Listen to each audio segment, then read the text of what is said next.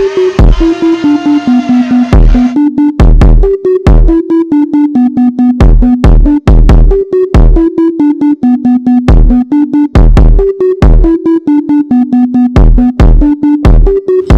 to BearatNight podcast with your host, Jurassic Parker.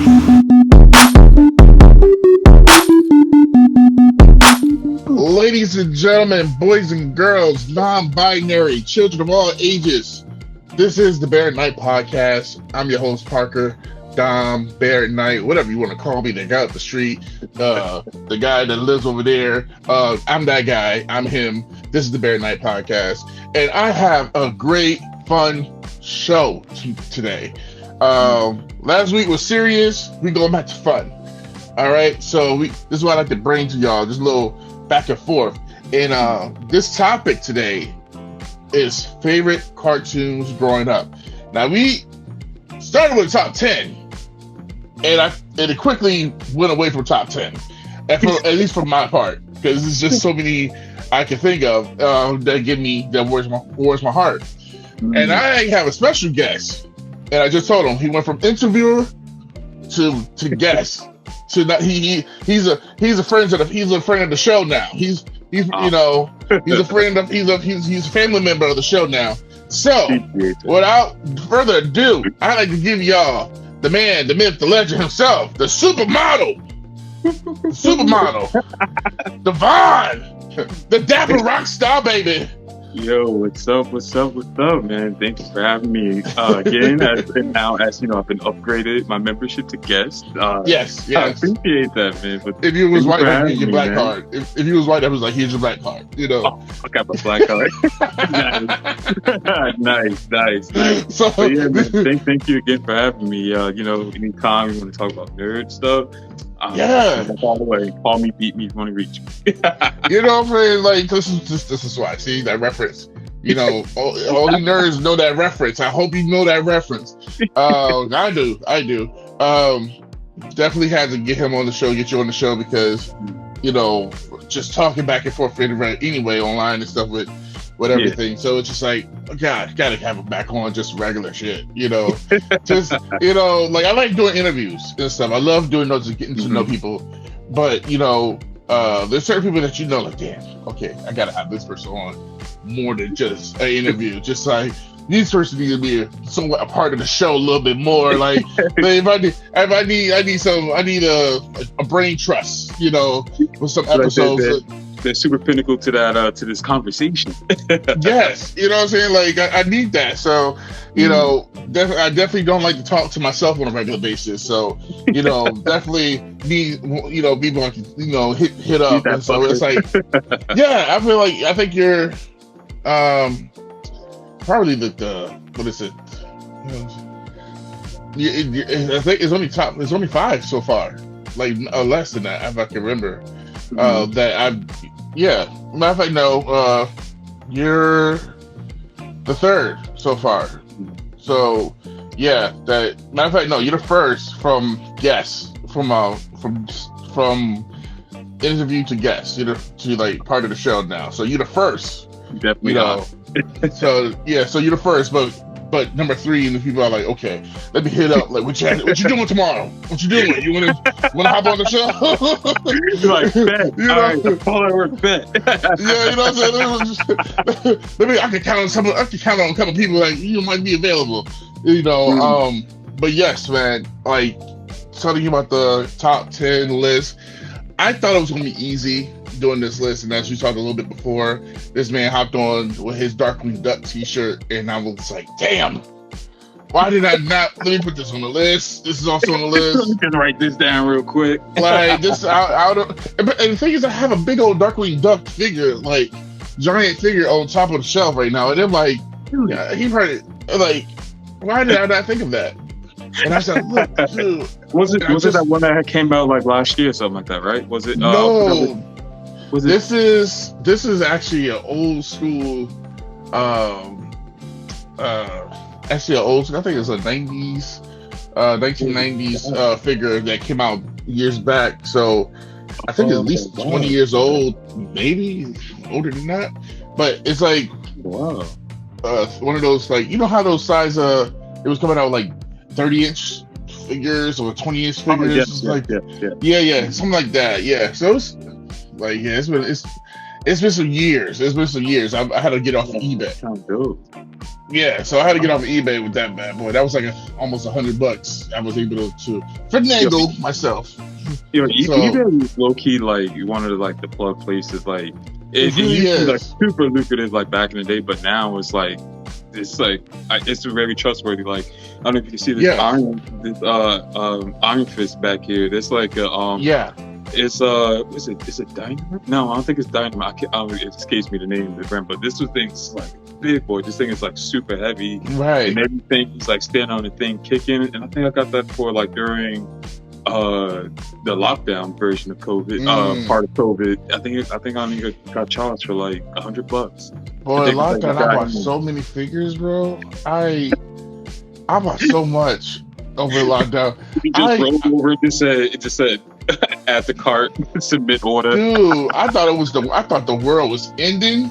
So I was like, shit, YOLO, just add to cart, buy, yes. Like, especially, I had to be home twice. I had to be home from that thing twice. Especially the first time, I thought I was gonna die because they didn't even have a vaccine at the time. So they was like, well, just wait out 14 days. If you die, you die. If you don't, you come back to work.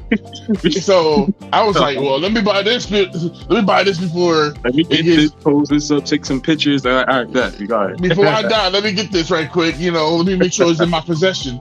So yeah, so definitely a lot of that. But right now, it's a really good spot. Is whenever you can find a good toy convention, is where you can get, is where it's at right now. And like a lot of good stuff I got right now have been going to the recent toy conventions right now. They're small, but you can talk to these buyers and sellers, and you can actually maybe trade some of your stuff too. Like but they're out there. They're out there more than and a lot of people will go there before they put the stuff online. You can actually get better deals. Really? I actually haven't, really not as much of a collector I am. I haven't been to a toy collection. Just even like the one that they do in New York at Jefferson, like the toy fair. Oh, the toy fair, yes. I haven't even been to that. And every time I try to go to it, always if something comes up that I just can't really escape. I've always wanted to go. I've always wanted to go to the toy fair. I've always wanted to go and maybe see if I can get a job with a toy company. It's like, here's my resume. Because I would just love to work at a toy company just to say I worked there. Not even doesn't matter how long. Just like I have a check. Just so you can like flex that a little bit. Yeah, let me get a uniform, a name tag, so I say I worked at Funko. I worked at Hasbro. Hasbro, Mattel, or something. Mattel, Bandai. I don't care. Like, I'm not picky. Just say I had a say in something. They gave out ideas. So like, well, the toys I like, the toys that we all like, this is this. Right. But definitely, I would definitely love to go because every time I see these toy cons, these toy fairs, and it's like they got some really dope prototypes. Mm-hmm. But sometimes they just don't get the funding after that. Yeah.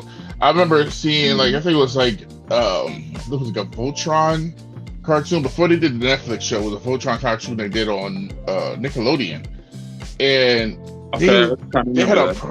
they had this huge prototype of Voltron that was going to be like, how they had like the 30-inch Megazords and all that shit. It was gonna be like that, but Voltron, and it was huge. And I was like in the game they like how matter of fact like the size of those giant figures they was doing with Power Rangers and Star Wars, like those types like that, almost like a child size height. But that was gonna be the Voltron, and I remember that. It still sticks in my head.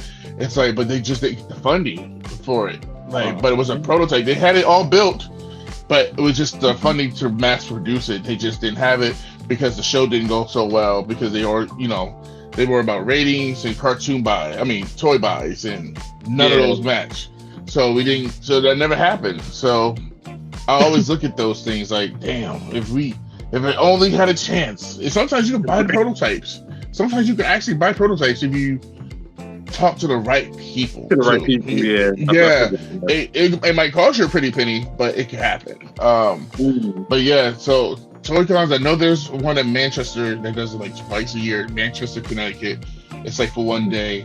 And I do know from when I talked to those guys from those places, that they have them like, they go to like this kind of like a swamp meet type of thing, but it's all toys. It's all toys. Like people just load off, like take off their, take their stuff out the van. There's a bunch of crap everywhere. So it's like a bunch of toys everywhere. So every year, generations, all that stuff. But yeah, they're out there. They are out there. Especially, I might have to indulge into some of this this in 2024 because I really want some like some older stuff now. Like I got like a lot of new stuff. Like when like JoJo figures drop, I get it. Power Rangers, Kamen Rider stuff, all that stuff drop. But I really want some like you talking about like this Darkwing Duck. Yes, statue. I've seen your picture. I'm gonna see your picture. I'm gonna have to see your picture so you know what it looks like because I would love to take it out the box, but I can never take it out. No, don't do that. Because I've seen the ones that didn't survive, that try to like they didn't have the hat, they didn't have the gun or whatever. Like so, it just all bare, like just barely getting by. But I managed to get this whole box. Nothing, never been open. Everything attached, like it is. So, yeah, I would like to buy one just to have outside the box. So. Just for display, right? Yeah. Yeah, man. Like just like the Turbo Man. I would like to have a Turbo Man doll just to have it as a display while I have the other one in the box. It's just little things. Just but yeah, man. So toys. So cartoons. Yes. This is gonna show our age. Some of this. It definitely will. And now these are, so I know what some might think with these some of the cartoons, and anime is not part of it. Just so you guys know, I would love to put anime because I do love Ronin Warriors and I do love watching that and watching Dragon Ball and Dragon Ball Z. Yeah, so it's like, so we just not gonna put that on list. That's a whole separate list. That's something for another time. Yeah. We got to give up from now. Yeah, because we could go on forever for that. But we talking about cartoons that we grew up on Nickelodeon, the Disney Channel with the Fox. Like Fox Kids was a thing, y'all. If you don't know what Fox Kids was, look it up. Like Fox Kids was like the best Saturday morning cartoon lineup on Saturday mornings. And it was. And I feel like each year it got like better and better. Like yes, oh yeah, my God. Especially if you got the magazine. Did you ever subscribe to the Fox Kids? I you got to see who was going to come up for a little bit. Yeah, I did for a little bit. Yeah, my school was my elementary school was started to get them for a moment. It's like, oh, the kids like these, whatever. And then when he stopped, then that's kind of like, asked my grandmother, can I get these for whatever? And she was like, well, it's a magazine, something he can read, fine, whatever. Exactly. So, as long as we was reading, we were good. Yeah. I actually have a quick funny story about Fox magazine. Yeah, so go ahead. At the time, I was living in Virginia with my mom and everything like that, and I was still getting the Fox magazines. Like my grand, she did it for me. She like had the magazines come down to our place down there in Virginia. So it was the time for the Harry Potter, the Goblet of Fire book to come out. Okay. And things like that. And so I'm, already getting into Harry Potter and stuff like that. Like, just deep dove into it. And I saw this and I said, I think I told my mom, I was like, I want to like subscribe to, into this and whatever. Mm-hmm. And then so far removed. And so I was like, I forgot I did that. Like probably like the next day. It then happened this one Saturday morning. I'm sitting there making my big old bowl of cereal, about to watch something on TV. I don't know, it's just something, but I know it was like Saturday morning. I remember this to this day.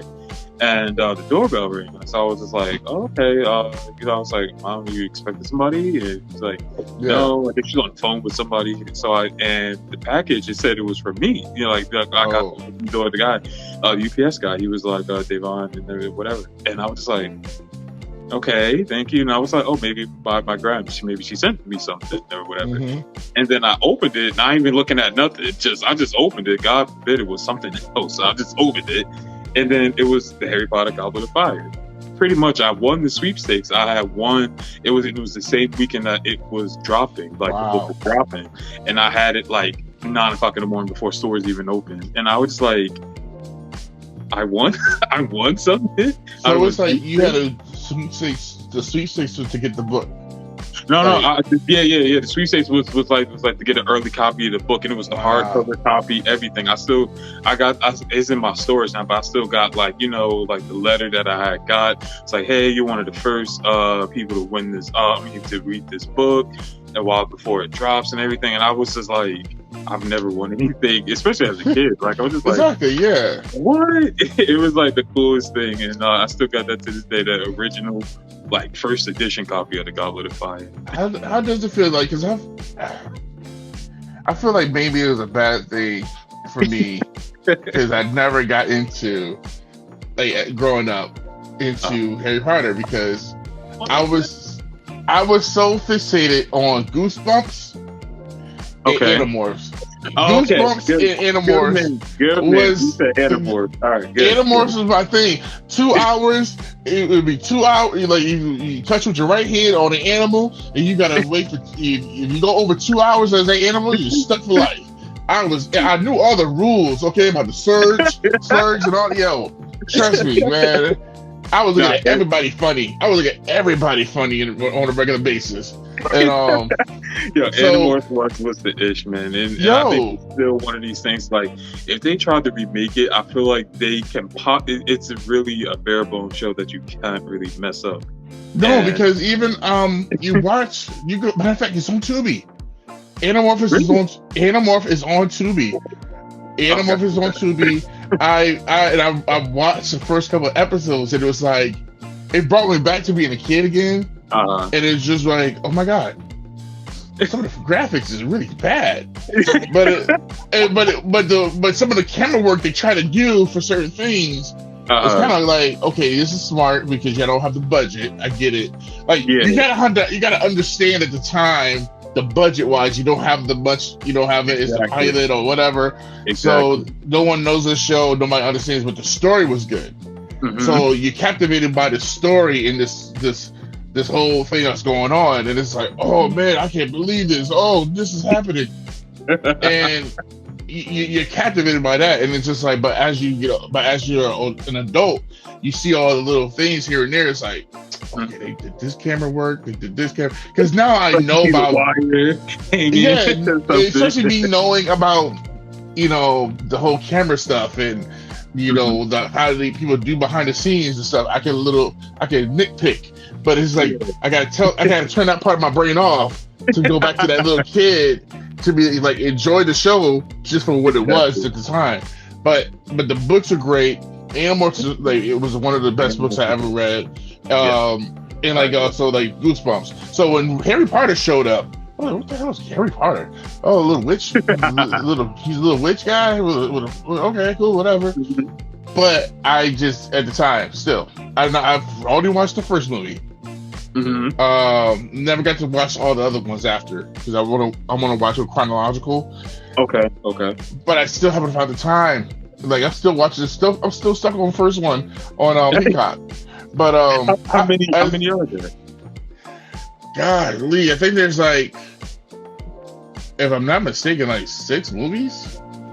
I believe they're like 6. Cause I know they broke one book into 2 parts, so they can make more money.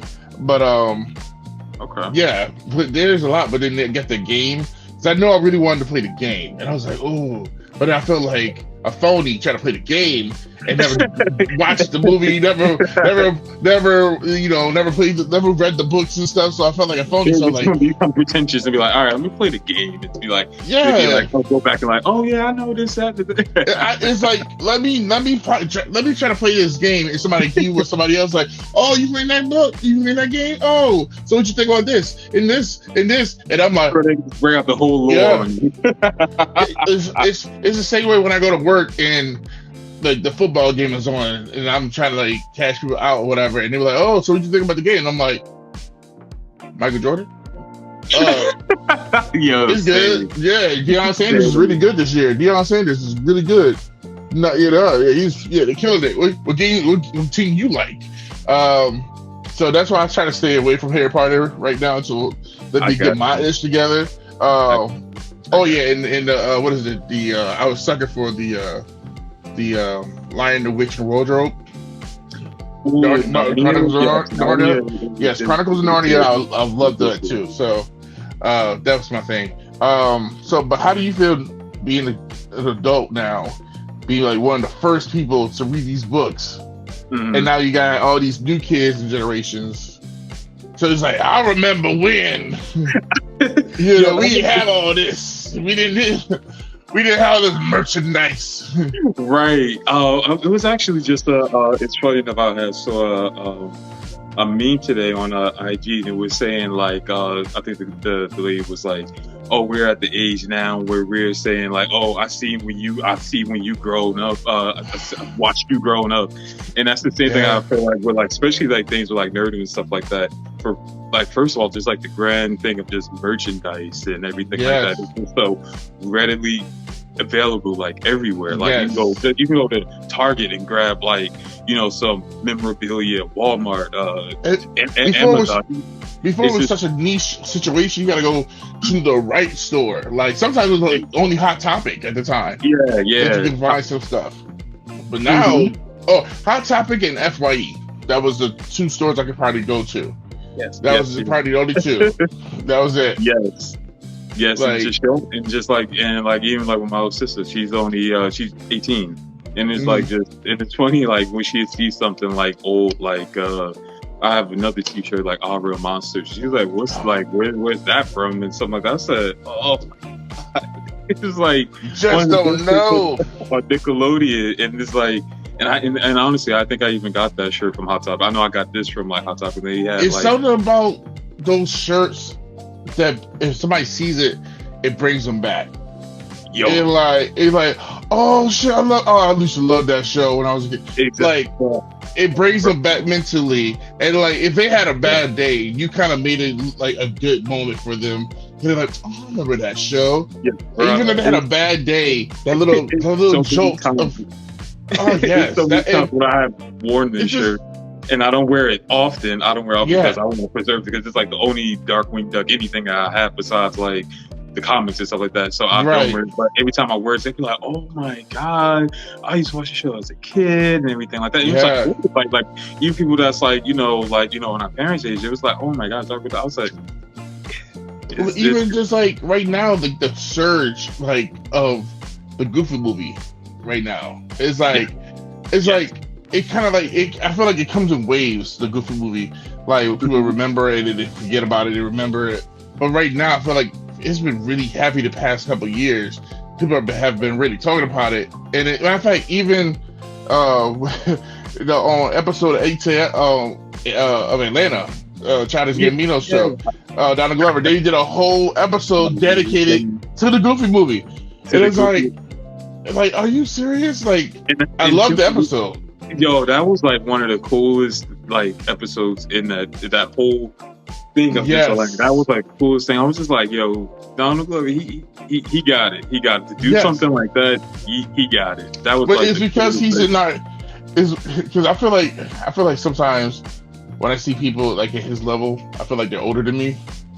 But then I realize when I look down, it's like, oh, I haven't done shit. Because you realize they're probably like they're only about a year old. They're probably either the same age as you or maybe a year or two older. And it's like, oh, no wonder he knows that, because probably the same freaking grade at the same time. Like, I ain't do shit. Damn, I chose the wrong friends. Yeah, like. Yeah, but hanging out with people like you. but like the Goofy movie right now, it's like a big thing. Like, I mean, like, just who would have thought like you would find these right now, like pins of like Powerline. And I got a pin of Powerline too. Yeah, and it's funny because still I don't know how people cannot put Tevin Campbell and Powerline, their voices together, to understand it's the same person, even though it's a cartoon. But you cannot put the two together. Like, how do y'all not understand? Powerline was the singing voice of Powerline. Matter of fact, that's the only voice you heard. Because they didn't have a talking voice. It was just his singing voice. So pretty much I feel like it's going to be Tevin Campbell. But it's him. So it's like his voice is Tevin Campbell. Like, I mean, I feel like they kind of modeled him kind of like a Bobby Brown look with the high top. I was about to say that. I was like, you got like the whole Bobby Brown type thing going on. That's what I figured. Like, I figured they probably try to do that. But the voice, that's all Tevin Campbell. But y'all better give that man his flowers. Like, come on now. Like, and I like, because they want to talk about, like, if he goes to do a show, they want to talk about, like, you know, KB talk and everything. I'm like, yeah, that's cool. Sing the Goofy movie song. Sing that. Eye, sir. Eye, we need that. Even if something cool that happened when I went to BlurCon this past summer. So you know, it's like this is at the park. You know, everybody partying. We all in like the big auditorium. Got the DJ up there. I think it was like DJ Senpai. If y'all haven't heard of him, he's really dope.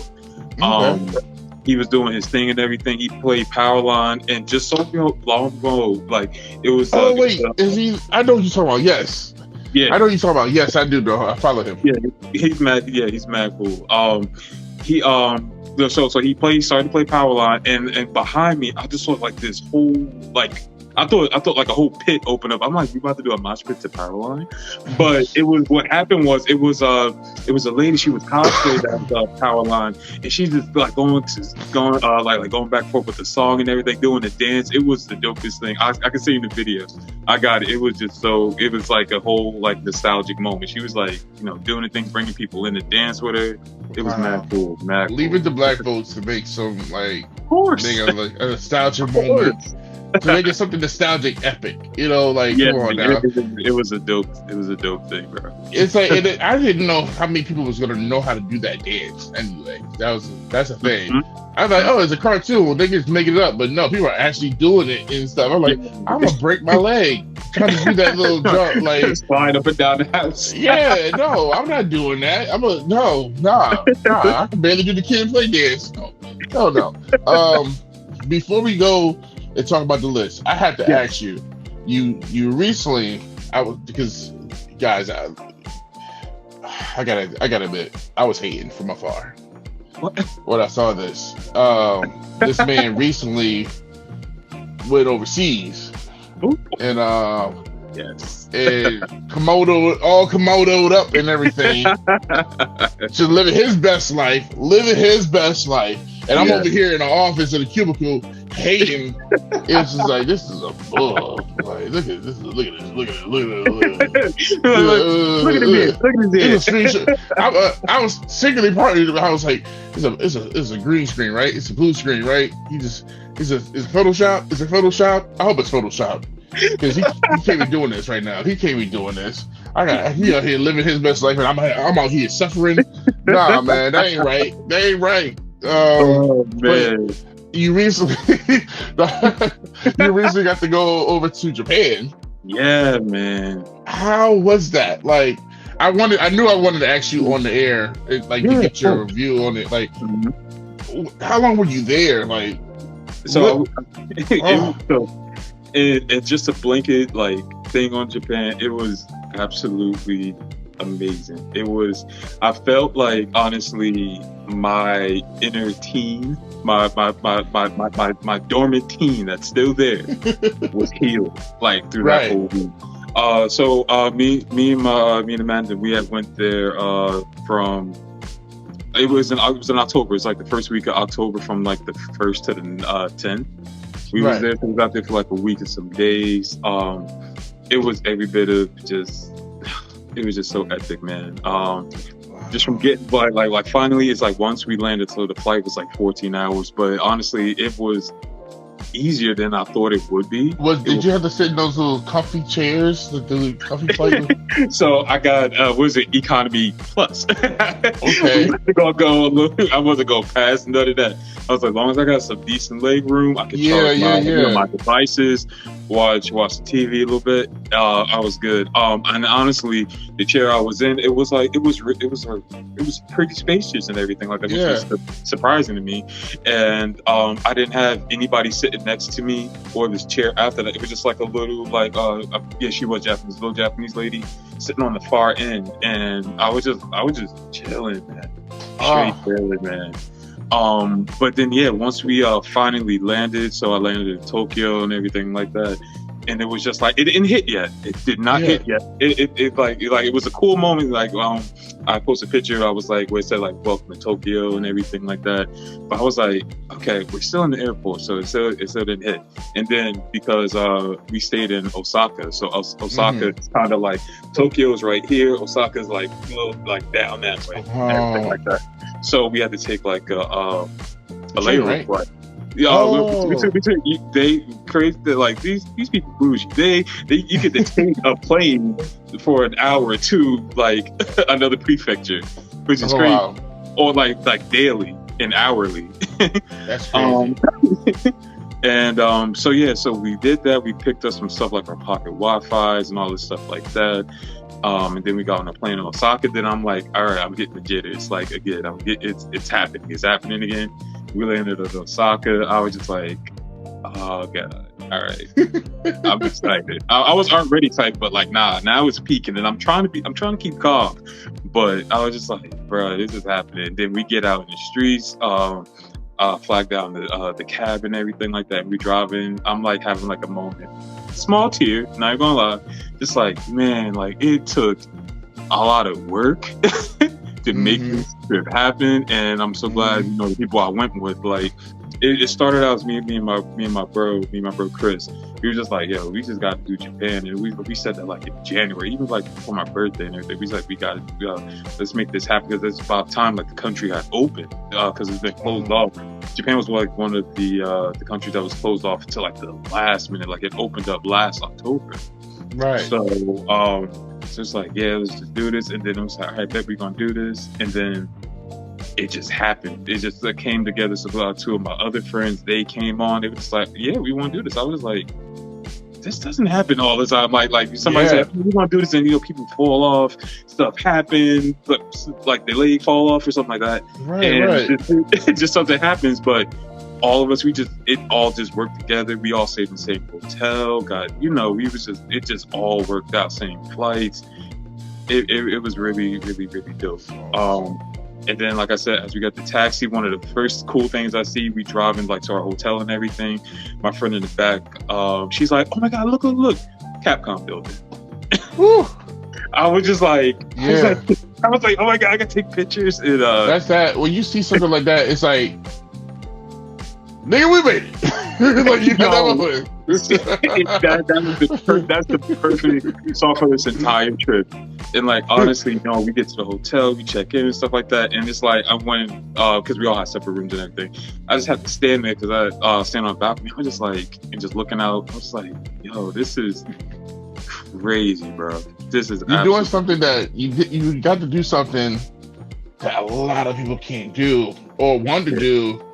But can either afford it or you never know. But like, as a kid, something like you think yourself back as a kid, it's like you want to do this, and now you got the chance to do it. You got this right. You really would have the the financial means to like save and get yourself together for it. Exactly. To actually pull it off, without any things getting your way. Exactly. That's a big feat. That's a big accomplishment right there. That's an award right there. And that's really how I put it. I was like, definitely thank the man upstairs for helping me keep staying charged, because I had to this economy. I'm like, you got work, and I was just like, nah, nothing can get in from this. I'm gonna just do whatever. I got to work. I got to do some overtime. Like, nah, I got to make this work, because it was just it just had to work. But yeah, man, it was just absolutely everything. So yeah, like how was the room like there? Oh, the room. I'm seeing the video. The room was. I'm not trying to flex, but it was a very premium room. It was. Was it like? But how was the bedding? Like, was it the bedding? So bed, or was it lower? Not really much lower. So what it was. So my room was kind of like a double. it was psychedelic. So they put like the best together, but they were like really, but it wasn't like cheaply done. Like it was like like it was like really put together. The bathroom was like amazing. Like I want a bidet now because every toilet over there has a bidet, heated seats on the toilet seat. I'm like, what?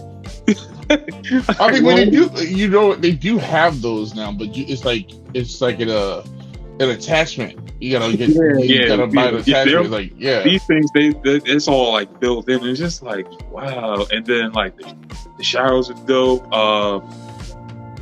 Then this room had a particular balcony that was like overlooking like the city a little bit. It was nice. It was like, I've definitely seen you a video of it.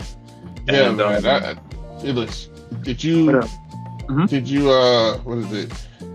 Did you get to go to like the machines, like the little like the snack machines? Like you don't have to have or the gachapon ones. Any one of them? Did you get to? So believe it or not, this is going to sound crazy coming from me, and you know me quite a bit. Yeah. I did not get a chance to go to like an arcade or anything, which is kind of crazy. But the only reason why I say it's crazy because I was like right by it. But the thing was, it's like Japan, like right now, is so crowded with like, you know, tourists and everything like that. Because like I said, the country just opened this year. So when I went to Akihabara, I did pass like, you know, like the crane game machines with the arcade into it, but it was just bodies in there, bro. And it was just like, I was like, I'm going to come back eventually, but it was just like, you know, I don't want to be all of the sea of people trying to do whatever. Did you do the thing of what we all do, you know, if you being the black person in the room or whatever, did you look around like, you got the black people here? Did you do that little? Did you do a little look around? Like, besides the people that you're with, you just like, I wonder if there's anybody else that look like me around here. Just a little bit. Just a little bit. To be honest, like going, like I'm just recollecting right now, walking through the city, like there was, well, I would say this, when we went out clubbing in Osaka and everything like that, and even in Tokyo when we went back up there for 2 days, I saw a lot of people that looked like me. But during the streets, it was just like, I was just like a walking like like tower of people, and I was just like, oh my gosh, man, okay. No, okay, so being there, I've noticed, I've been looking on TikTok and whatnot, there's been like an influx of like a lot of people moving there, you know, transplanting over there. And a lot of, I remember seeing one thing, this one girl who is like, she's not afraid to walk at night now. She can walk at night and not feel that something's going to happen to her. You know, I mean, she don't have that fear. I mean, it could possibly still happen, but it's not up there like it is in the States where, you know, it's not much of a thing now. I mean, it still can be a thing, but for her, compared to over in the United States, she I guess she says she can live in her soft girl era now because she don't have to be so hard. Absolutely, I could definitely agree with that. Like even excuse me, I had actually took a stroll at night and everything like that. We were supposed to go to this JoJo Bizarre Adventure Bar, but whatever the case may be, that night, I think I had got there too late. I was waiting for some friends, some stuff happened, they fell asleep. I was like, all right, I'm gonna go by myself, but I got there. He was like, oh, I just sold out of stuff and whatever, but it was like a 13, but I did go, and I'm going to post that content. It is so dope, bro. But it was like 13-minute walk from the hotel and everything like that. And I'm just walking. I was just so like, and that you know, that comes off of a day where most of the days because I speak the language and everything like that. So I'm like talking to locals, trying to like make sure we're in the right area, right train and everything like that, or asking, or just when we're shopping, you know, asking how much stuff is, do we have this, and navigating like, you know, like with the phone and stuff like that. So this is a day where this is a night where I'm just like, I just want to relax a little bit. And so just walking like throughout the streets that night, I mean, you see people still getting off of work and everything. Mm-hmm. But I didn't feel like somebody was just gonna come and try to like do something. Right. Like that. Like I just felt it was mad calm and everything. And it was like in like most of like the streets and stuff like that, it seemed like they're alleyways, but they're not. They're actually just streets. Right. But just walking through that and everything like that, I didn't feel they're clean like too. I didn't feel a thing. The streets are clean. So like I Yeah, saw. mad clean. Like so, believe it or not, it was a weird thing to try to come accustomed to, and I knew about it just doing my research. But they don't have trash cans on like the streets, so like you buy, and the whole thing is that they want you to like whatever you eat or drink from, like let's say like whatever establishment you get some, they want you to do that right there. And, you know, like take your time, enjoy the food and stuff like that. And it was been a couple of times where couple of times where, you know, we go to the convenience like 7-Eleven or Family Mart, which is like the best thing of everness over there. But you know, I catch myself like, all right guys, hold on, wait, let's stand over here, let's munch this down real quick, because you know, even though that we're foreigners and stuff like that, we can get away with it, but it's just like I don't want people looking at you too much like, what are you doing? Yeah. So yeah, we definitely did. We had, you know, accustomed to that, but it's mad clean, like super. I feel like there's so much that we can learn from like anywhere, like other countries, but America be so into their own bull that, you know, they can't get out their own way. It's like, think how if we implemented some of those type of customs, how clean our streets will be easily. You know, everybody like, took pride into where they live over there, pretty much, and that's like what is it? If they do have trash, they put them in nets. Like so that way the rats won't get into it. I was like, you know how many times I went over to like New York and that trash is just sitting out there, and a freaking capybara looking rat comes out. Like I'm only like 5 minutes away from Times Square. There's a big old heap of trash. Oh shoot! Look at that! You know, look at that big old rat right there. Just like, man, that thing look like it's gonna come take me. Yo, I've seen it, and it's just like, man, this is. Like, come on, man, we gotta do better. So when you hear stories like this and other people are thriving doing what they need to do, it's like, man, we really need to take notes. We really, you know, America really needs to take notes at those things. They really do. It's so much they can learn. I bet. And now you said you know how to speak the language. Yes. Now, did you learn beforehand? Before, like, just did you want to know, or did you learn it before the trip? So I've been studying Japanese for about 7 years now. Okay. It was funny, like when I was posting like stories and stuff like that, when I was actually speaking Japanese or whatever, but also trying to like record where I was at. I was talking to somebody as well. They was like, "Did you learn Japanese for the trip?" I was like, "No, I promise I didn't." Yeah. I was like, "No, I've actually actively learning this language for quite some time. I am studying to. I want to not only become like super fluent, but I want to take these tests called like the Japanese proficiency language test. And so pretty much I can get to like the level where it's like, oh, he speaks like Japanese, stuff like that. Because I want to know, I do plan to like maybe move over there for a little bit, not too long, but I do want to be like, I want a job where it's like, oh, since you speak Japanese, this black man is coming to you right now. Yes. And it makes, well, I put it like this real quick. A lot of my friends that came on a trip, they started Duolingo, and I was like, this is mad dope that y'all actually taking, the initiative to learn language. And also going over there, you should at least know like the basis of like, hi, how are you? Konnichiwa, o genki desu ka, ikura desu ka, and everything like that. You want to, be able to ask like these questions and stuff like that. And, there'd be, most of the Japanese people, they may, from what we encountered, a lot of them do speak somewhat of English, but it's like once you speak Japanese and everything like that, it makes it so much easier. They're a little bit more like calm, because it's like, when they see a foreigner, especially a guy my stature, they like, oh my gosh, like, I don't know how to help them. But I was like, I hit them with the, they get more excited, like, oh! They go like, oh! He can speak, he speaks, oh!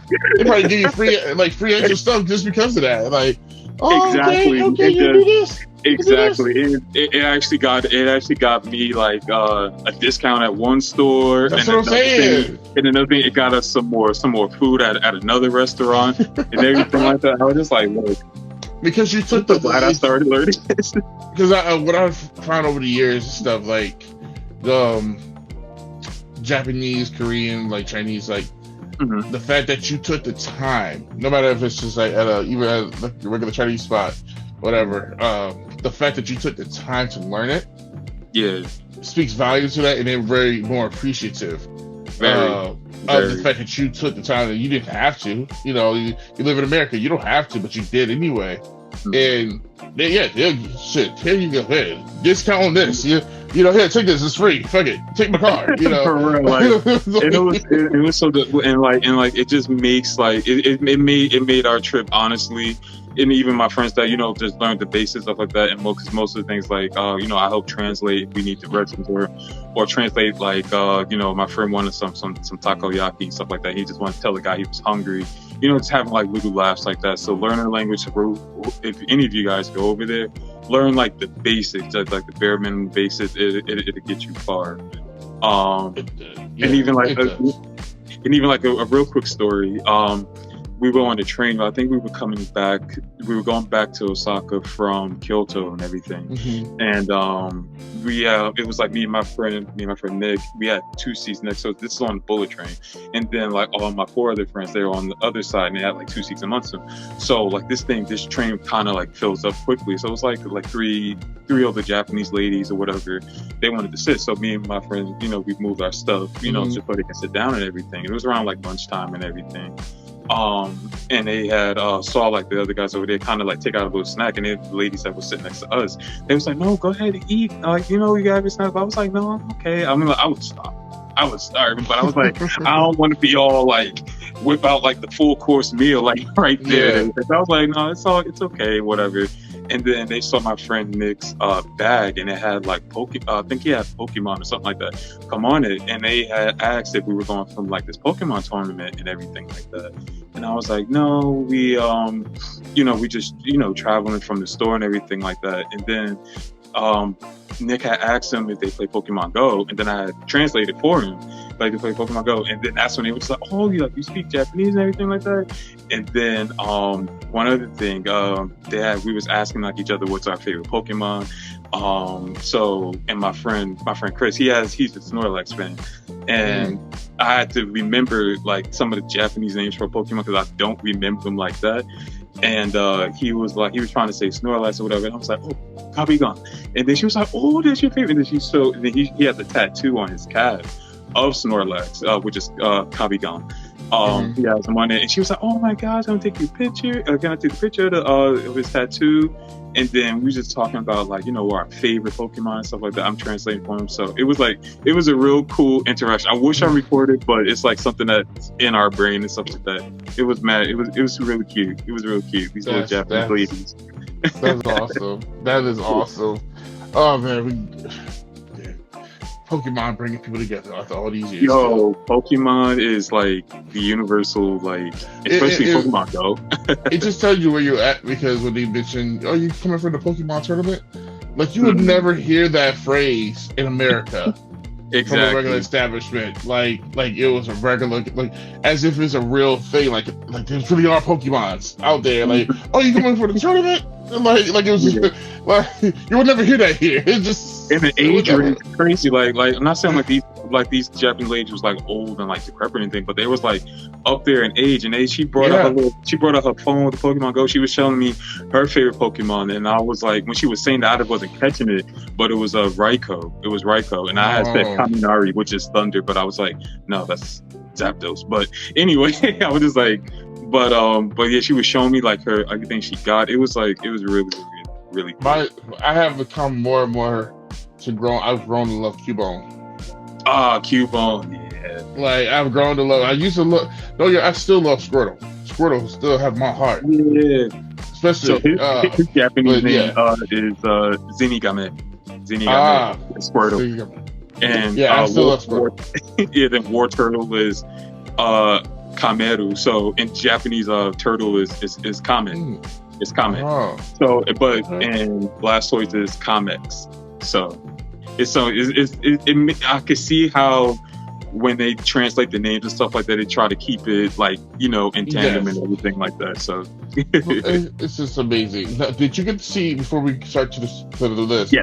Did you get to go to the Gundam? Did you see the big Gundam? I didn't get to see the Gundam. So the Gundam was in Yokohama. Yokohama is up where Tokyo is.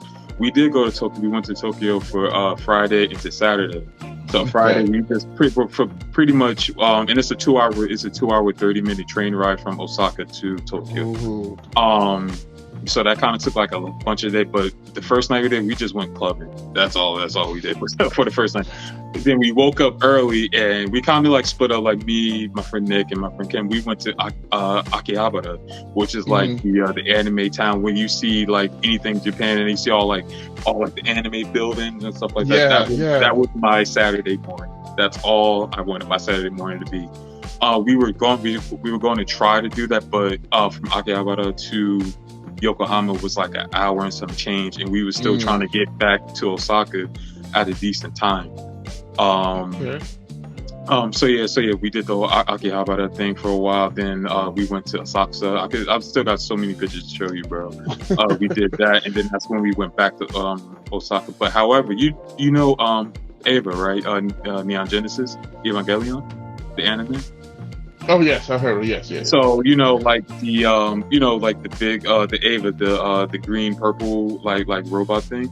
So we did go to Kyoto, and actually we went to Kyoto like 3 times, honestly. But they had like a theme park, which is the Toei theme park, and they had like this big Ava, just kind of like it has its hand like that. It has like the bus area, just like this whole big building. You can go inside of it. Get like in like a chair to do like this whole thing, but I didn't go in there because I was like, I don't think I'm fitting in all that. But I don't think I'm fitting in all that. I don't feel like walking up the stairs, but I do want to take a picture. Well, when you're a big guy, you have to like assert. You gotta literally look at things before people look at it. Like you gotta see things. Like hold up, now let me exactly before they say let's get on. Before they say hey let's get on that, let me look at it first before they see it. Like, let me see. Can I fit over that? I don't. Yeah, exactly. And then by the time they be like, they look over there. Oh, well, let's go over here. You already know. Let's go with this place. Let's go over here. This is better. Exactly. I like this better. That looks stupid. That looks really stupid over there. Yeah, like you have. When you're a big guy, you have to. Secure the perimeter. Know your role. You gotta know your role. You gotta see what you can fit. You gotta see what you can get in to fit in. All right, like exactly. You ain't trying to. We ain't got no time to get embarrassed out here. Okay, it's just like we ain't gonna ruin our day because this situation. No. Exactly. No, it was like a little spiral thing going up too. From what I heard was inside of it, like you get in there and it's like you can like the thing and talk to you and stuff like that. It was a real cool experience. But I was like, it was like it sounded like it was like a decent amount of kids in there, and I was just like, nah, I just want to take a picture of the Ava thing, stand on the hand of it and take a picture of it. I was like, this is good enough. Sometimes things are just good enough. Like you have to, exactly. You're like, I'm not risking my sanity, my pride, my reputation, everything. Somebody might take a picture. I don't want to be that person. Exactly. I don't want to be on a meme or a TikTok later somehow. Like just like I don't care. The girls could get a woman falls here. Now she could be a big woman. They just not gonna say nothing. They put like a meme, like when she falls, like the whole earth explodes or something like that. Yeah, but then you got somebody, but then you have somebody who's like, somebody will be like, oh, you can't body shame. That's horrible. You're gonna have like 15 people, on her side, like you can't do that. That's horrible. Da da da. But let it be a big dude. Oh, look at this fat guy. Look at this fat guy. I was like, I don't feel like none of that smoke. We don't get none of that. We don't get no help. The same people that said body shaming, they ain't saying shit. They're just like, yep, he fat. Definitely a fat guy. Right? He don't hurt himself. He should have figured that out. It's just like you gotta know what you gotta be in, like roller coasters, two seat cars. small cars. Like I'd be damn if you come into your car and you got it's a 2-seater, and then you tell me, oh, you gotta go, and you're like, oh, you gotta take the back, nigga, the back, how, no. Real quick, a real funny story about. So this is when we were getting out the train. We were going to, I forgot where we were going to in Kyoto, but we was waiting for like the Uber and everything like that. So the guy comes and everything real nice, and everybody's like mad polite. Like the Uber driver's like, it wasn't anybody that I thought that was like mad rude or anything. But this guy, it was so funny. So I get in, I'm letting my friends in, they're getting in the back and I'm getting in the front. And so I get in the front, and I guess the seat was a little bit too forward. And I was like, oh, okay, good. I'm 6'4", so I'm like, my knees was like in chest almost. Jeez. And then the guy, he was like, oh my God, I'm so sorry. And then he was just like, he started helping me move the seat back. I said, I'm okay. I'm good. Can you shine that? And then he got in the car. He was like, he had tapped my leg. He was like, long legs. And that's what it was. My legs were just long. I could fit in the car, but it was just my knees were just in the damn windshield. Dude, the last time I went to New York, my friends and his girlfriend, my boy and his girl, got their car, and I was like, all right, I'll be in the backseat, cool. I didn't realize I had to think about how small they are, because he's short, his girl's short, so their car was short. So I get in the backseat, and it's like, my leg hurt, my leg. I'm only 5'11". I'm only 5'11". Yet this car that they had me in, I don't know, I forgot what kind it was, but it made me feel like I'm 100 feet high, whatever. It's just like I had to like curl over to the side to like get some leg room or whatever. Like my legs is dying. By the time we got to New York, I had to crawl out the car. It's just it was, and it was a 4-door, but the fact that it was a small car, it was nice and big for them, but they're like under 5'3" and stuff. So it's just like 5'5", 5'3". I'm like, this ain't nothing for y'all. It's tearing me up right here. It's tearing me up. All right, so let's put you in the mindset, bro. Yeah, let's do it. It's a Saturday morning. You got your bowl of cereal. Know it. Have to crunch all day. Okay. All right. You got your bowl of cereal, big bowl of cereal, your Craig size bowl of cereal, and you got to turn on your TV. Mm-hmm. What is your number 10 cartoon that you about to watch? Mummy's Alive.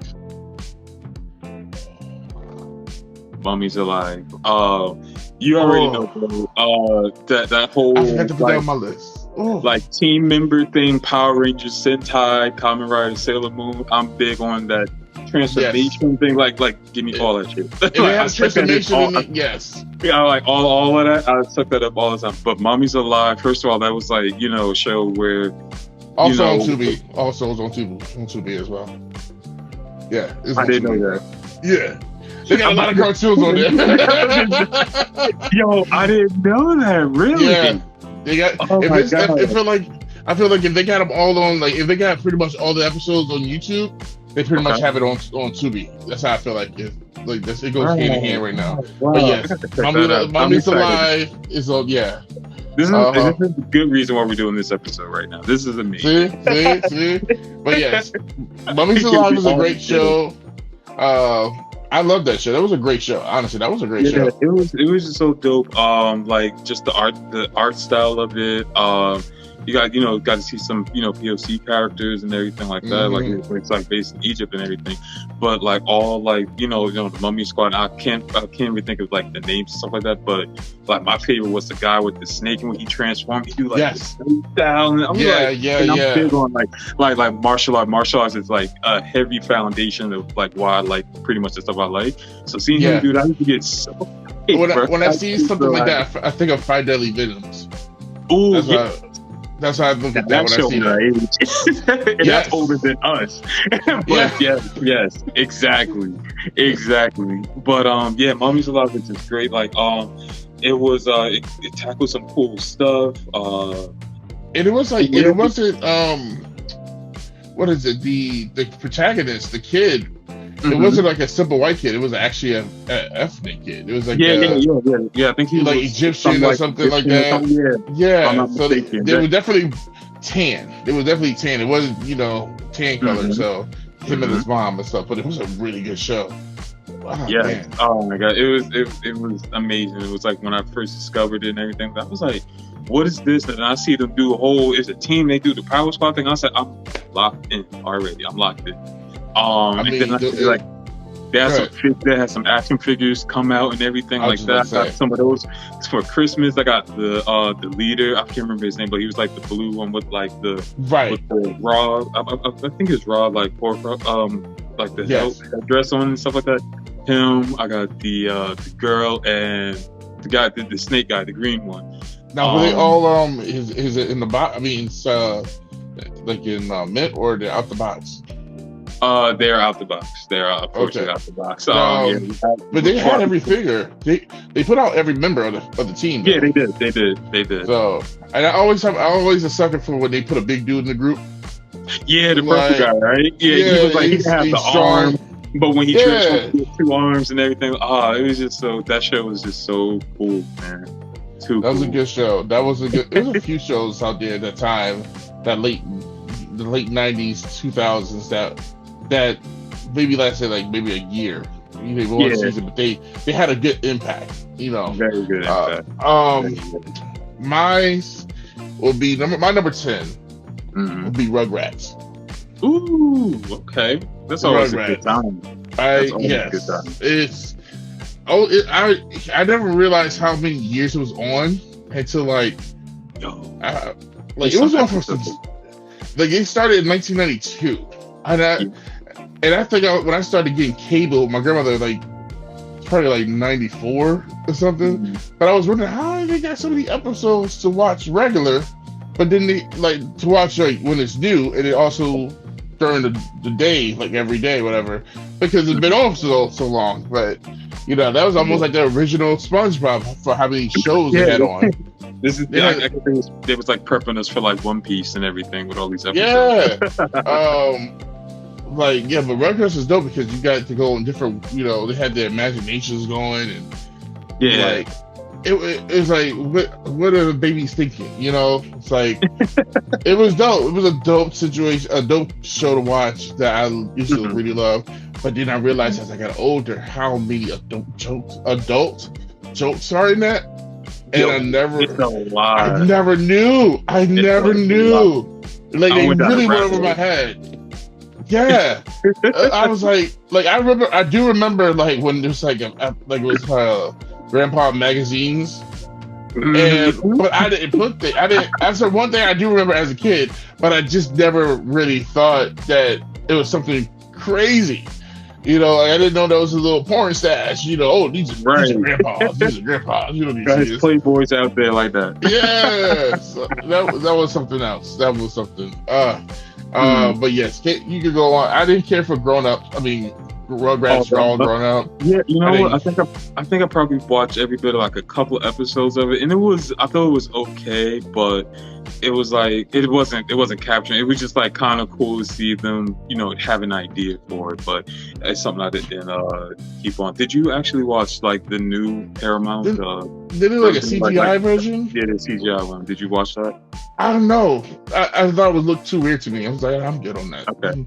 I didn't see I it. didn't watch it either. No, I didn't bother to look at it. I was like, no, I stick to my 2D animation, without HD, I keep that.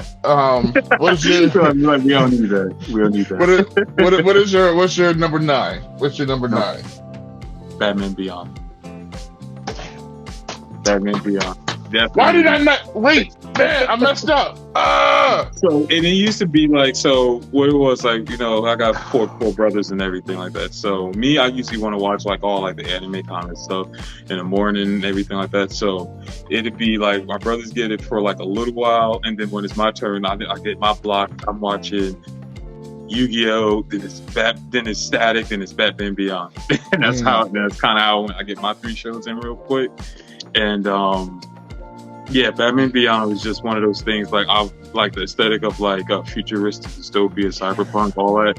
I think that show I didn't really realize like how much of an impact like that show had on me with that aesthetic, because I really like, oh my god, cyberpunk, anything, like I'll eat that up too. And don't let them do the Static in the Batman Beyond crossover and stuff. Like, oh, that messed me up. I'm like, what? There's an older Static? Oh my god! Right, exactly.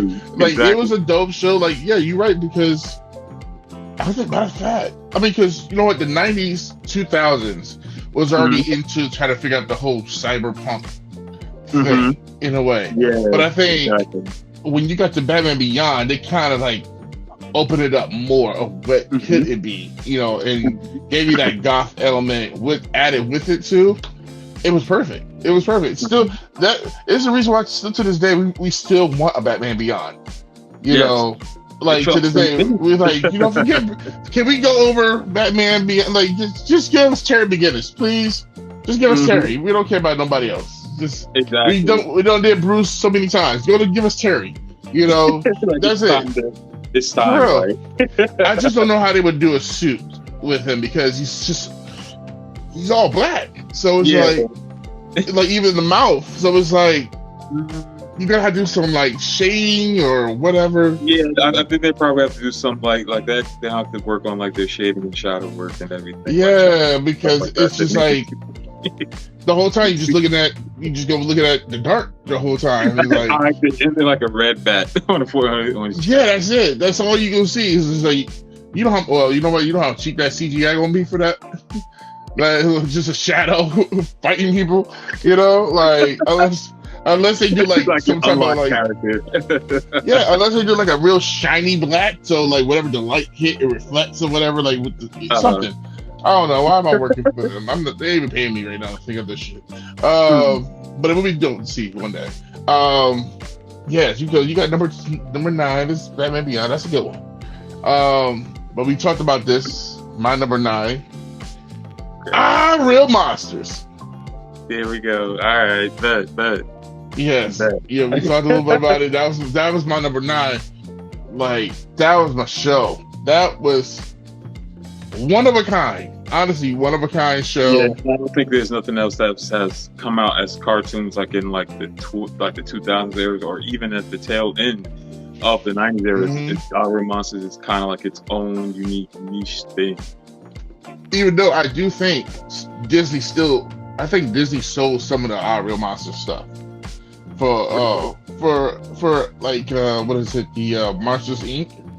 Like the fact that it's a whole school. Okay. You know, and they get to get the screams, to get the scares and all that. Like, I feel like they took some of the templates from Real Monsters and put it over to, you know, to Monsters. Oh my gosh, I never even thought about that. That's oh wow. Yeah, because when I first watched it, yeah, because you really think about it, even when I first watched the movie, I'm like, oh, this reminds me of something. And I'm like, they took the whole damn thing. They just made it more. They just made it more bright. They just Disney-fied it. And the thing is, Disney is not. And the thing is like it's not that far off, because Disney have stolen other people's shit and made it their own. I mean, a lot of their biggest merchandise has been other people's IPs. So it's like you look at the Little Mermaid, which is I've seen it.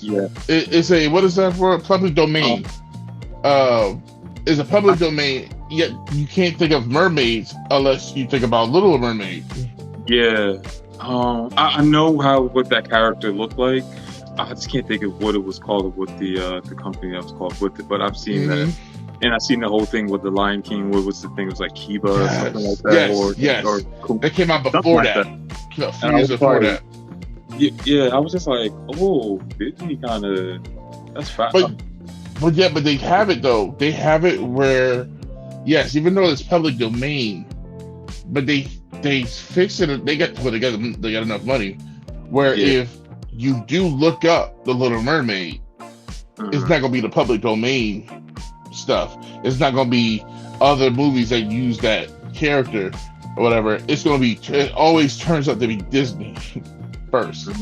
So anything that has to do with Little Mermaid or The Lion King or Pinocchio or whatever the case may be, it's always gonna come up as Disney's first, and then everybody else. But you got 3, 4, 5 pages of Disney's worth of stuff.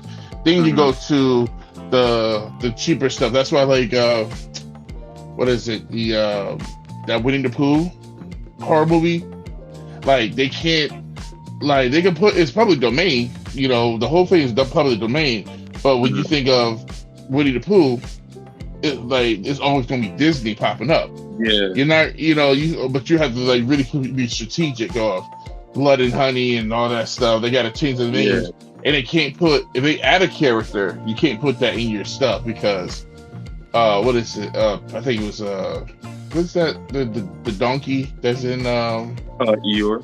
Eeyore. He was made by Disney, so other properties that want to do Winnie the Pooh, they can't add Eeyore. They had to put Piglet and everything. But people are so ingrained with Winnie the Pooh, they're like, "Where's Eeyore? This ain't nothing without Eeyore." So it's like, that'd be that person because Eeyore's my favorite character. Yeah, like, but so you screwed yourself right there. So it's like they do little things to like get their way at the end of the day. So they're very smart and strategic on that. So like them taking away, stealing some Real Monsters and put it on Monsters Inc. easily could happen. And I wouldn't put it past if they didn't watch a few episodes. Like, we could do that. Just let's do that. Just take it. Let's take it. Yeah, and put something else on it. That's so good. I never would have even. I don't know how I didn't think about that. Yeah, that our monsters kind of like, like Monsters Inc. Just Disney. I spent a lot of time in my room watching TV, and I didn't get to go out much, so it was me and my TV a lot. So I just download so much information of shows that I watch. It's ridiculous. But yeah, Our Real Monsters is a dope. Yeah, but Our Real Monsters is a really dope show. Yeah, I still don't know what Ickis. No, Ickis is a weird thing. He's like some weird rope, like rabbit thing. Yeah, I thought it was like a goblin or something like that, or like an imp or something like that. But I feel like, no one knows what the hell what's his name is with the eyes. Oh, like, Crumb. Crumb, like no one knows what he is. It is terrifying. I don't know what he is. So it's like, exactly. Yeah, he's just like a walking like thing with just eyes. Like, and it just to see, just like if they made it real life. And they can still be those same character. Yes, it'd be horrifying. Like, he'd be the most horrifying one. It'd be like something out of what is it, Hellraiser or something. If you look at oh my god, that's perfect. Oh my god, it's just it just was like, or something. Oh my god, what if Our Real Monsters was recreated by Guillermo del Toro? That's gonna be, that's gonna be fucked. That'd be some Pan's Labyrinth nightmare type shit. Yes, nightmare. And it will be amazing. The man made puppets look horrifying. Like one of his first works. Was it him that did that? It was like a Pinocchio movie or something like that. That came out recently, right? Yes. Okay, yeah. Because when you were talking about like the domain stuff like that, I was thinking in my head. I don't even feel like the gears going. I was like. Then that's what I was saying. I was like, I know it was like a Pinocchio something recently. Yeah, and me being a personal Pinocchio fan, I love the Disney one. That's my favorite. That's my favorite Disney movie. But it's like, yeah, Pinocchio is I have the figure up there. Like, Pinocchio is my favorite Disney movie. It's number one. So it's like to know other like properties and stuff, and like understand. That's how I started to understand how the whole Disney behind the scenes stuff works, because I'm a fan of Pinocchio, and like, oh, how does they get to do this and whatever the case may be, like with the property is because the property, the actual real story is crazier than what we got for the Disney stuff, but that's always like that. Yeah, So. I actually want to check that out. So it's the same way like how you are with Pinocchio. I'm like that with Alice in Wonderland. Like pretty much anything like properties and stuff like that. Like I have all of like Alice in Wonderland books. It's a comic series that's out right now. That's like a really gritty version of like Alice in Wonderland. Ooh. I played like games and stuff like that. And I was going to ask you, did you? Well, two things. Did you like the live action Pinocchio? And two, do you know about this game that has come out? It's called Lies of P. And kind of spoiler, it's a Pinocchio type of game. I don't want to say type of game, but like it's using the story of like Pinocchio. Right. You do characters like Geppetto, Jiminy Cricket, but it's like the game like Dark Souls, right? Okay, yeah. Yeah, it's a Souls game, but it's really cool. Like it's like really like dark goth like type of thing. It's really cool. I just don't care to play Souls games anymore. I don't have that much. Yeah, I feel you. Thing. But I did play the demo, and it's mad. It's mad cool. I'm about to check it out. Live of P. Yeah, I'll definitely link you. Yeah, that'd be great. Please. The live action one with Tom Hanks, right? That one. I didn't mind it. Honestly, really? I really didn't mind it. Like for me being a purist with the original, it got me in certain areas. Like they did it. Because it kind of like almost scene for scene for the animation, and it was like I had to take it for what it was. Like kids who haven't seen the original. And the thing is, there's a lot with the original you can't do now. Like the one of the most horrifying scenes in movies to this day for me, even though I was a kid, that horrified me when they was on Pleasure Island and they became donkeys, and they were drinking, they were smoking, and then when he became a donkey, it was like, oh shit. Like it was like almost like it was like almost seeing him turn into a werewolf, but he was a donkey. But the actual story was more terrifying. Like I really want to get the books because I only read little things about it. The actual the actual books that's from Italy because it's an Italian book. Yeah. But it's more horrifying than what they showed in that movie, and then even that was soft to what they can't even do now. They didn't want to put that in the new one, so they made it like they tamed it. I would say they made it a little tamer, but I think they changed the name. They didn't call it Pleasure Island. Okay.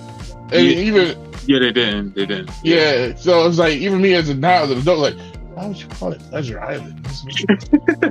Little kids, I mean, as an adult now in this day and age, I guess it don't work that way. But I mean, maybe at the time when they was filming, like making this story up, certain terms wasn't really thought about like that, or phrases. So, but definitely Pinocchio. That one with Tom Hanks. Plus, I'm sorry, Tom Hanks is just he's a gem. Yeah, he is a gem. Like I love that man. I love that man. I just watched him play. My Name Is something. He played this grumpy old man, and a grumpy old man that's like they don't like nobody. Wants to be left alone, but then he gets some new neighbors, and they turn his world upside down, and at the end of the. Yeah, it was. I'll see the link to it, but it's really good. I think it's on Netflix. That's what I saw it on. But man, that movie didn't have me crying at the end. And I was like, this is so good. It's such a good movie. I love you, Tommy. You can do no wrong. The man can never do no wrong in my eyes, and I like that Pinocchio. I didn't mind it. I wouldn't watch it again. That's what I watched it. But I'm not going to watch it over and over. Like, if somebody would, like, if I have a kid or whatever, somehow want to watch it, let's watch it. Cool. But it's not something I will, like, I will watch the original before I watch that one. That's how I look at it.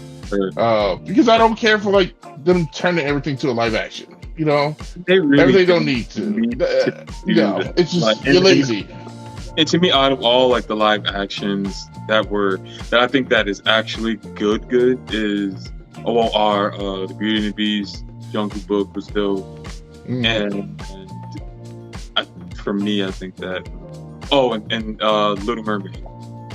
And Little Mermaid. I gotta watch that. I haven't seen Little Mermaid yet.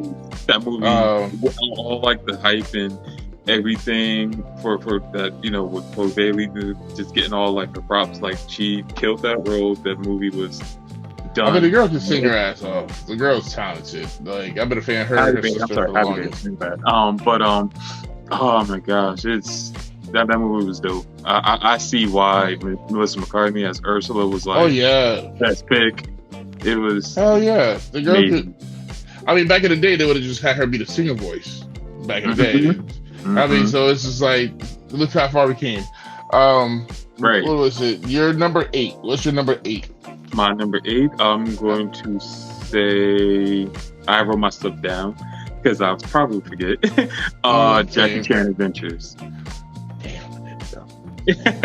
I knew there was gonna be something on my list I won't forget. Oh, Jackie Chan Adventures is dope. Yes. And like I said, you already know, like the martial arts thing is the thing that's very foundation, like of things I like, is really bestowed in me. So finding out like Jackie Chan, even though I'm more of a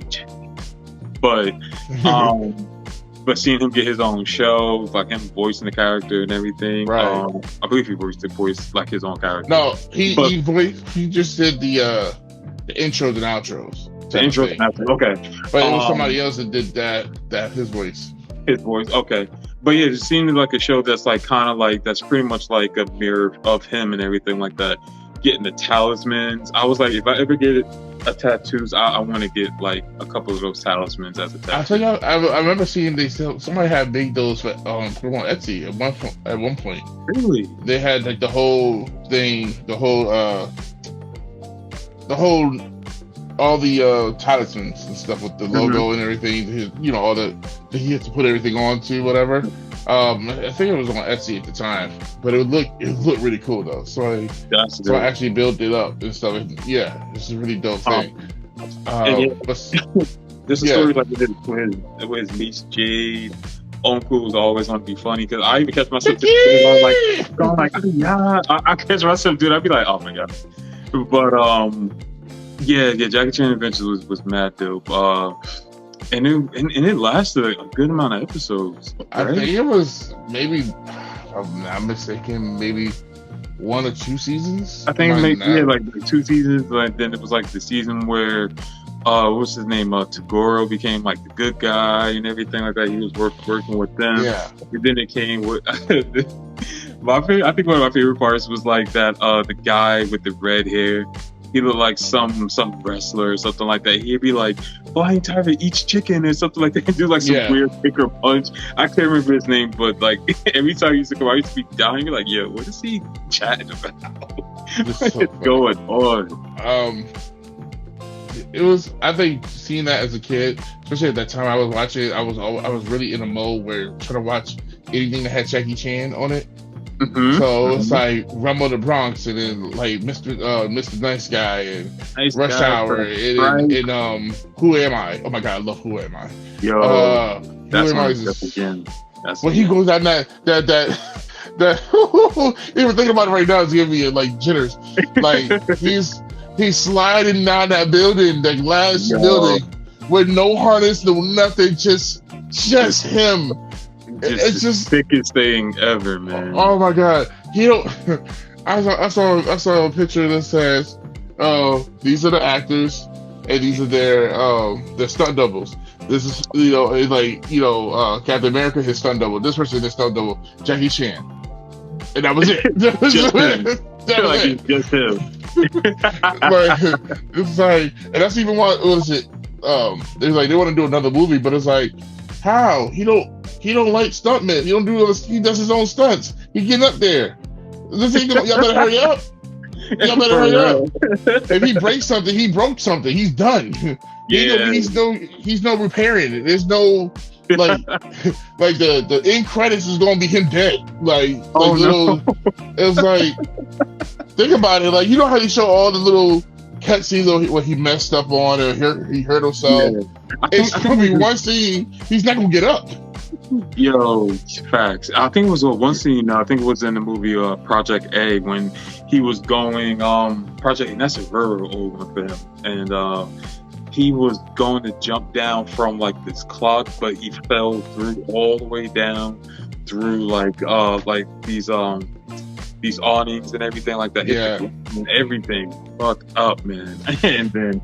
He has a good movie right He was like, now. no, keep filming. He was like, keep filming. Then we gotta keep No, filming. I love that about him. He does that. He has the best stunt team in the world. Like his stunt team does everything. Matter of fact, his stunt team are the ones that does the Power Rangers choreography and stuff. They don't play. They've been doing a lot for years. But they recently I just saw on Netflix. He got a movie with John Cena that I gotta finish watching. I saw a clip of that. I think John Cena was trying to say something in Chinese and Jackie Chan was correcting him. I saw that TikTok. I saved it, but I just gotta find the movie. But I've been noticing Jackie Chan has some movies that like he's in, but then you don't see him. He's only in for like 5 minutes and he leaves. Yeah. And then he comes back in like later on in the movie. It's like, what movie is this? What is going on? Exactly. Like he just pops in and then pops back out, pops in. Like he's barely in the movie. It's just like I don't understand what's going on. I thought this was a Jackie Chan movie, but I guess he's getting of age, so he's just like, I'll let y'all do all the talking. I'll show up. Right. I he do just this stuff. show up, do his thing, and be like, all right, I'm out. Yeah, it's true. Like, he's like, I go on for hours about Jackie Chan. All right, so we already got to number 8. So number 7. My number 7. Spider-Man box. That shit. And so I think I don't know if you know, but like my favorite Marvel hero, my top 2, Thor and Doctor Strange. It's crazy how Spider-Man, he's never got in my top 5, but this show lives in my top 5 for cartoons. Like not even on the Saturday mornings, but like excuse me, every like, day, come on. But like coming home from school watching that, like I was enamored by this show. This show was like I don't know, it was just, I guess it was just the writing itself and just like you kind of like living, not when I wasn't a teen at the time obviously, but it was just like just seeing him going like he kind of like really transitioned like from like the very first episode and just like growing into being Spider-Man and everything like that, all like these dope villains coming out of the wazoo. It was just like like this is a really, really, really good show. And you don't realize how good it is until you get older, because you realize, he gotta pay rent. Like some of this stuff he's talking about, I gotta get this thing, I gotta do this because if I don't, I won't get paid. Like he's going through real life situations. Exactly, and I think that's what made that show like really cool, because it wasn't like just some fantasy thing, superhero or whatever. Like he gotta pay rent, he's living with Aunt May. He got this douchebag of a boss, because we all. And it's funny because you never think about him living with Aunt May, and it's like he's a grown ass man. Why are you living with Aunt May? And then you realize how much New York costs, and then you're like, I understand why you live with Aunt May. Like you say with Aunt May, wasn't it Forest Hill, wasn't it? Yeah, stuff like that. He was. I was like, wasn't he? Didn't they say he lived like in Forest Hill or something like that? Yeah, something like He was in a nice little neighborhood. He just had to take the train over. But it was like a very suburban, like New York. He just had to take the train over. That's it. That was it. But since he's Spider-Man, he just swings around. But like, I like the fact that he was like, I don't have no more cartridges. I gotta make some more up. But then he's just stuck trying to figure out what I gotta do to beat this guy, because I don't have no more money because I ran out or whatever. So I did like that aspect with him. He's a real superhero. Because the fact that the man was broke, the man tried to make a living for himself. Like, so long. But did you see some of the stuff that like we didn't realize that years later? Like that part, it's like now it's just like epic, like of how crazy the show was. He showed the little girl who he was, his identity, and he's like. She's like, don't worry, I won't tell anybody. I remember this forever. And then it cuts out of being in the room, and it's a cancer ward. It's like, oh my god, this little girl's about to die. Oh my, Like, okay, yes. It was what's that thing called? It was a cancer ward, but what's the other word? Where they when somebody's dying, and like hospice or something like that. Yes, it's a hospice. Yeah. It was a hospice area, like hospice cancer center. I was like, oh my god, this little girl. Yeah, she about to die soon. That's why he showed her his freaking. He took off the mask. Oh my god. No. Like, Peter Parker, you ain't shit. You ain't shit. But I respect it. It. Right. Because it's like, I'm gonna give. I could have two birds. I could kill two birds with one stone. No pun intended. You know, like I can tell her my identity, and she will have this moment. She knows who like Spider-Man is, and also I don't gotta worry about her living because she about to die soon. She can't tell nobody. And then on top of that, if she tells somebody, they'll be like, "Oh, it's just the medicine kicking in." She's saying some guys Spider-Man. She don't know. As a matter of fact, he can be like, "Oh no, I told her I was Spider-Man just to make her feel better." But with the medicine, I think she really thought I was really telling her I was Spider-Man. Oh, poor thing. No. You know what? That can go so many ways. Oh my god! But that was a real thing. It was crazy. That was crazy. I mean, but they had a few episodes like that. They had a few episodes that I didn't think about. That I had to go back and look into the song. It was like, y'all was doing this in plain sight. You did some of these jokes. Mm-hmm. I didn't know. I always say to this day, like 90s cartoons and everything like that was just unhinged. Like even the cartoons like in our parents' era, especially like with like Popeye and stuff like that, and that with like innuendos and like violence, like Bruno choking out olive oil all the time. I'm just like, ooh, this is wow. This is wild. Oh my god, yes. Let's see. You know what? And what was it? What we at right now? We're at 7. Oh yeah, I think we did 7. Yes. So you said Spider-Man. You got some good stuff on your list. All right. 7. So mine's. Did I go? Did we hit? Yeah. What was it? Are we at 10? Oh no! Wait. I did. First was what was my first one? Oh my god! Did we hit? What was it? What was it? Okay, we did the Rugrats. I did Iron Monsters. So that was 10 and 9. So we should go. So that was your number 8. Oh yes. Apologies. Yes. So my number 8 will be Rocket Power. Okay. That would be my number 8. Yes, it was a show I didn't like at first. Turns out after like a couple hours of a marathon, I was like, this show is pretty good. I like this show. Okay. It was a different show. It had to give you a moment, but Rocket Power, yes, Rocket Power was dope, and I loved the video game when it came out for PlayStation. Like my brother had it. Video game. Yes. So, for me, for Rocket Power, I had to come around to it, and like even since they think about it, it's like it's something I wouldn't necessarily go back and watch, but it's a very important part. It's a fun show, though. It's a real show. Yeah, I can actually go back. I wouldn't mind watching that. Actually, if it was on I wouldn't mind watching that. It was a good show. And I was pleasantly surprised. I don't know exactly why it didn't grasp me like it should have. Like I'm very much into skateboarding and everything like that, but. Yeah. And like, I don't know, it just didn't hit me. But I did watch episodes, and I think I actually did finish watching the whole thing. And I was like, okay, I actually do like it. But I wish I fell in love with it, like, because I know a lot of people talk about Rocket Power still to this day, and I'm like, it was a show. I liked it. I liked it. But I wanted to be. I always want to be like, damn, I love Rocket Power. You know what? Rocket Power was.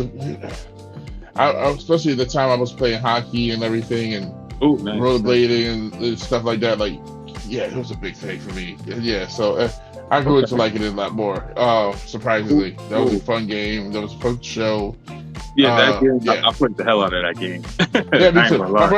My little brother had it, and I was like, "This is stupid." And then I kept playing it, and I kept playing, and I kept playing. I was a good. It was like a kid version of Tony Hawk Pro Skater in a way, you know. Yep. But it was just, but But it was it had fun. like all the sports in it. Yeah. Oh my god, he had a scooter in there. Yeah, it just had a regular Yeah. scooter. I love that.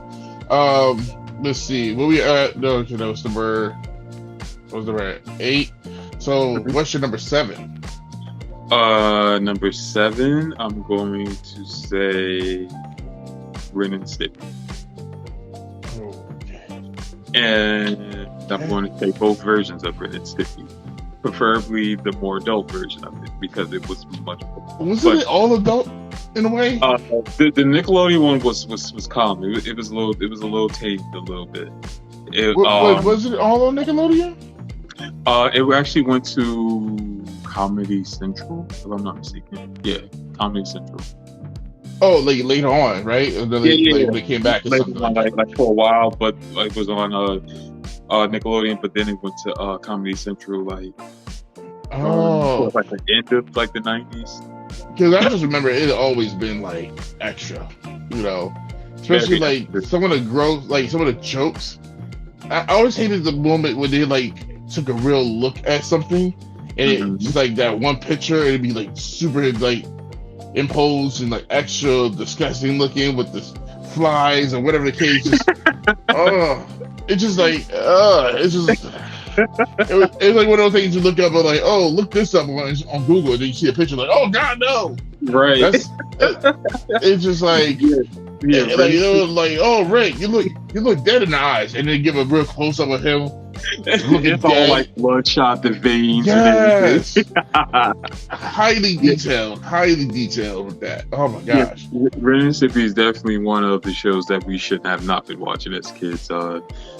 And I think that's the reason why my sense of humor is a little bit kind of like really badly sometimes, because it's like because it's not really goofy, it's a little dark on top of that. So it's like this show and another show I'm gonna name is kind of like why my sense of humor is like a little off. I think the reason why we had those type of shows is why we're a little tainted now. Like we were able to handle certain life situations that happen to the world at the last like 30, 40 years or whatever, because there was no, if you didn't have these weird shows, I don't think we could have handled like 9/11 or just this whole anything, especially like anything, culture, SARS, like the Hurricane Katrina, like yes, just trying to figure out Twitter and all that shit, like all these. Yeah, we would never, but you know, yeah, these kids now don't have that, so they're screwed. Okay, so what we have? That was your number 8. No, was it? No, 7. That was 7. Okay, so mine would be Doug. Yo,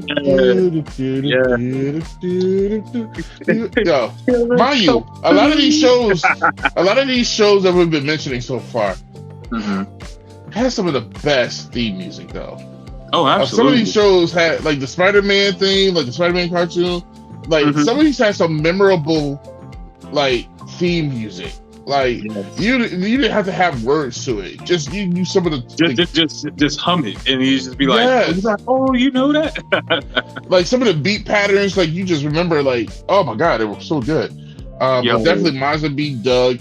Doug funny, Patty Mayonnaise. Oh my god, like Skeeter, Roger. What was it? And then like, was it the Beats? Was that was the name of the band? Yes, right? yes. The Beats. The Beats. Yep. Yeah. So they had a great show, and I even liked it a little bit when they put it on ABC. At the time, like when Fox bought it, took over. Yeah, Disney took over. But then you had the fact that Roger became instead of being poor, he became rich. Like, I did. I remember that. I was like, what? Yeah, his parents came into some money. I think they struck oil or something in the landfill that they live in, whatever. So they all became rich. So I love that about Roger, and then they put more character to it because he was that. He was being poor to rich and trying to figure out all the little subtle fame with it and all that. Yeah, I love that.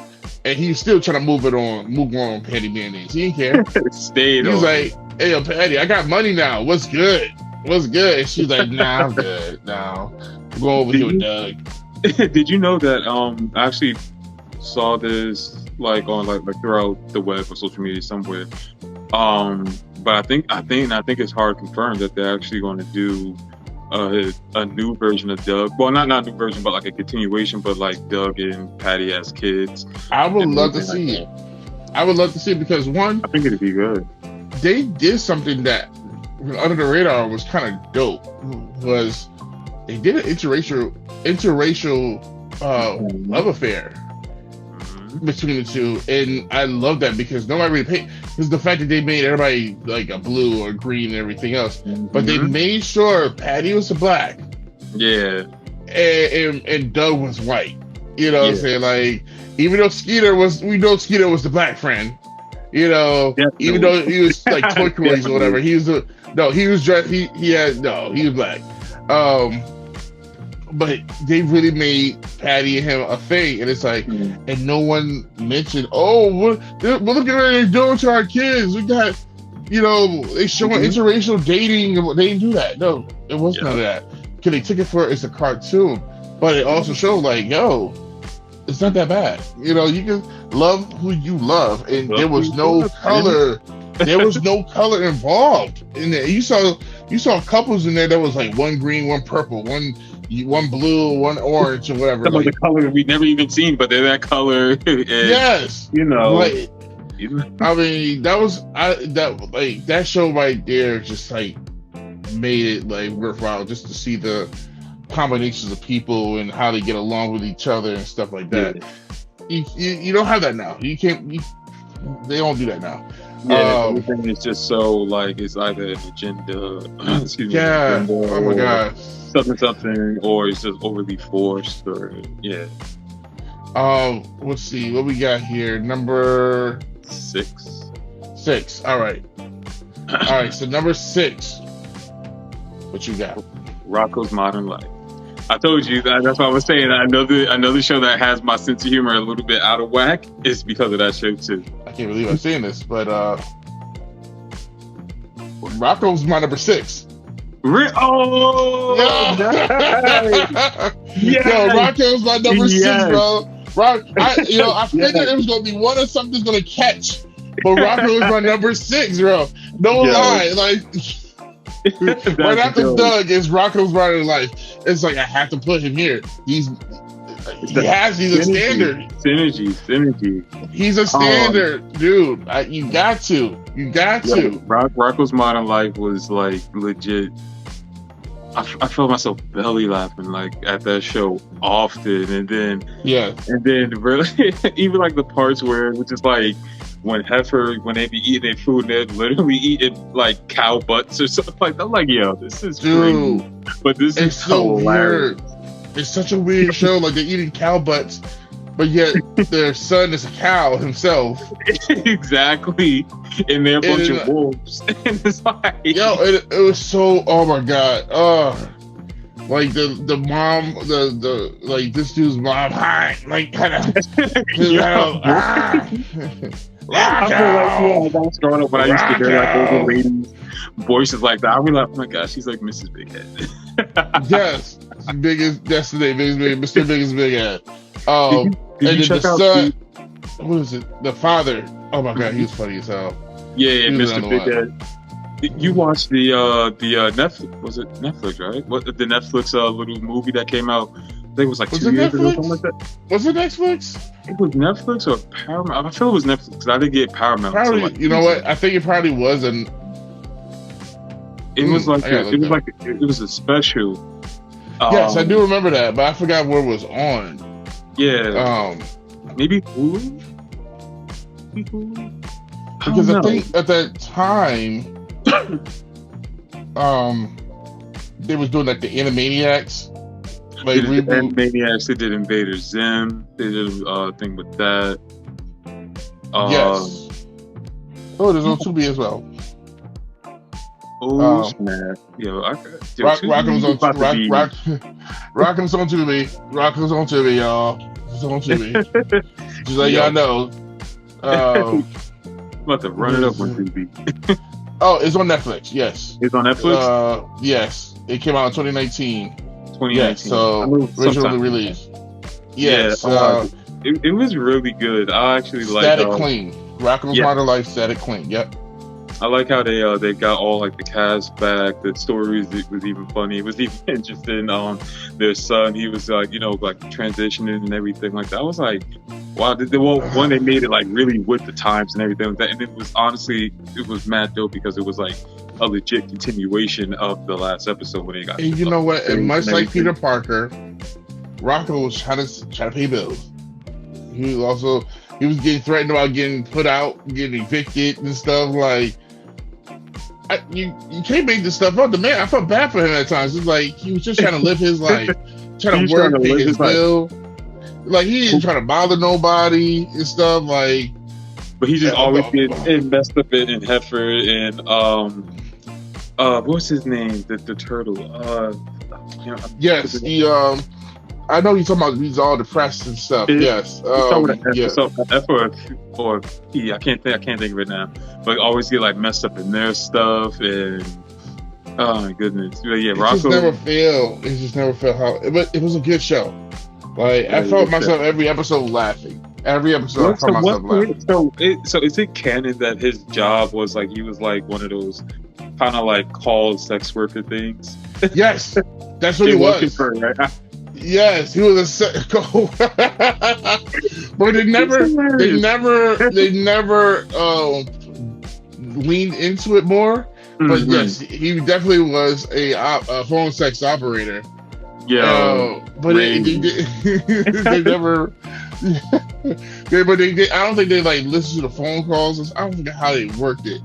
I gotta look it up some more. Like watch the episode. But he definitely was a phone sex operator. Rocco was making that. He was trying to make that money. I'm just saying. But learning how back in the day. The old honestly, I think if it was this day and age, if that was a thing, I probably would have done it myself because. Like I found out how much it was. I was watching a podcast or listening to a podcast, and they had a guest on, and she was like saying, "Yes, I used to do this and that." And she did the phone sex operator, and the amount of money that they would spend on just keeping a person there for as long as they need for an hour or like just a minute was $10. Like so, if you can get a person to stay on the phone for like an hour, dude, an hour. Yes, and they make they make commissions and all that, and then it was once they make their quota for that day, then good, she can go home. And she was on the phone for an hour, like for an hour rent. For real, like come on now, an hour, $9.99 for a minute. I would definitely do that job. Let me get some extra credit. I'll do it if I stay for 2 hours. Too. But what's that Captain America thing? He said I could do this all day. Exactly. Oh my God.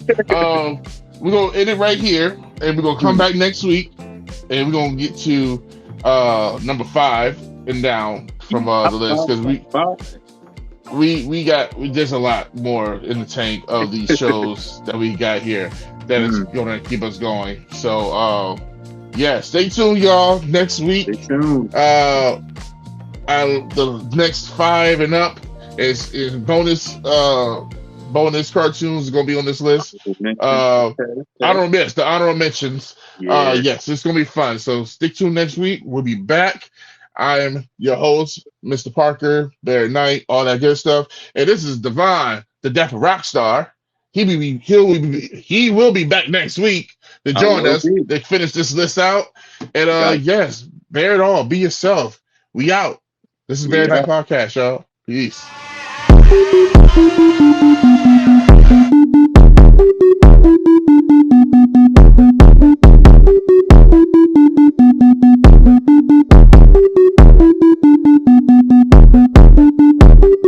Listening to BearatNight Podcast with your host, Jurassic Parker.